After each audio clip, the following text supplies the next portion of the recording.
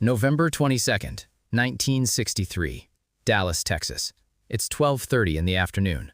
The sun is out. Thousands of people are lining the streets, waving, smiling, screaming his name.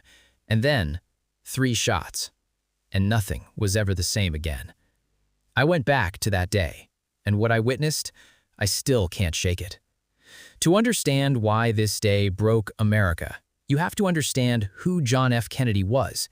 He wasn't just a president, he was the president.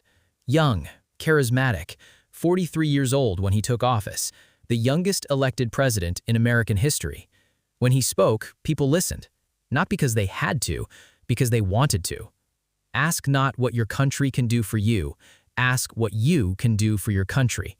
That line alone gave an entire generation a sense of purpose. But the world he was leading was terrifying. The Cold War was at its peak. The United States and the Soviet Union were in a nuclear standoff. Just a year before Dallas, the Cuban Missile Crisis had brought the world within minutes of nuclear war.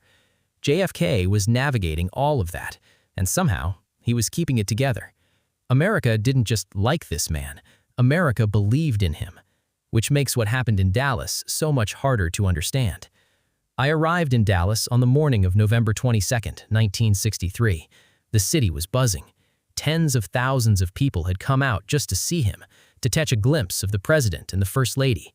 Jackie Kennedy was wearing a pink Chanel suit and a matching pillbox hat. She looked like something out of a magazine. People were going wild just to get close to them. The motorcade route had been published in the Dallas newspapers the day before.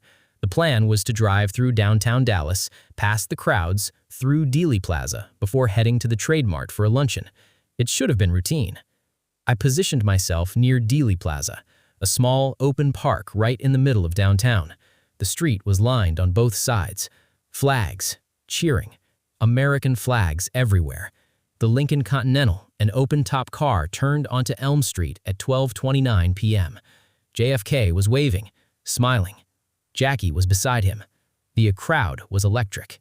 And then, 12:30 p.m. 3 shots. The first, confusion. People looked around. Was that a firecracker?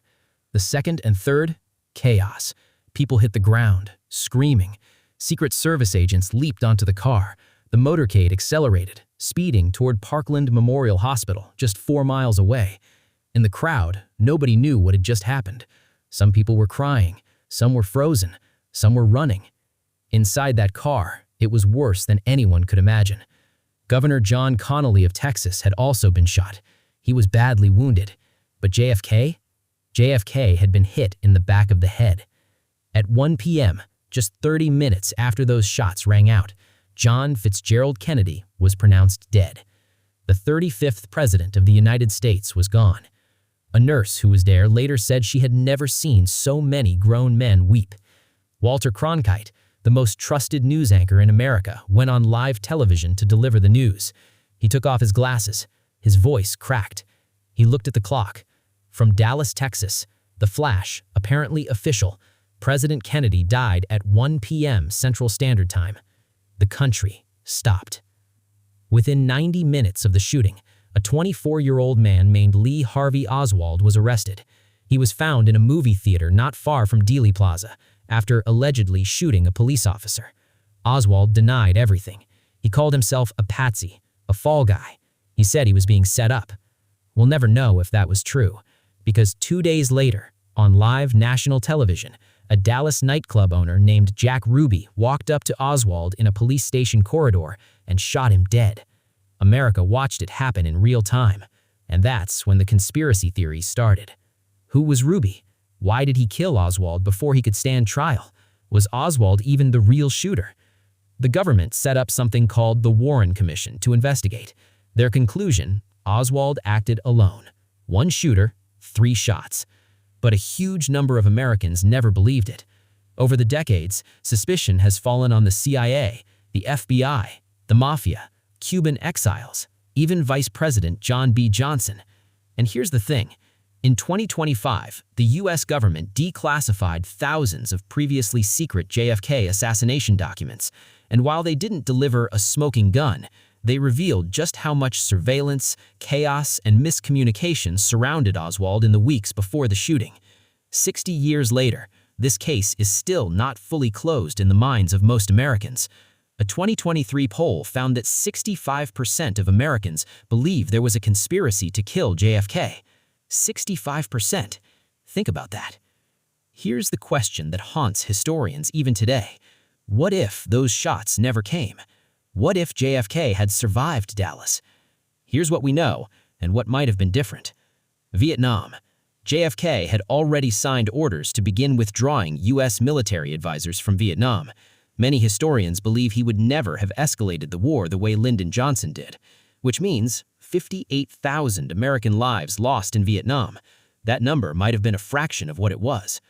Civil rights. JFK was moving slowly towards stronger civil rights legislation. His successor, Johnson, actually pushed it through. But with Kennedy alive, the political battle might have looked very different. The space race. JFK famously said America would go to the moon before the decade was out. He might have seen that happen himself in 1969. The Cold War. JFK had back-channel communications with Soviet leader Khrushchev. They were building a private dialogue to reduce nuclear tensions. That died with him. One bullet in Dallas didn't just end a man's life. It changed the entire trajectory of the 20th century. I left Dallas that day with something heavy in my chest.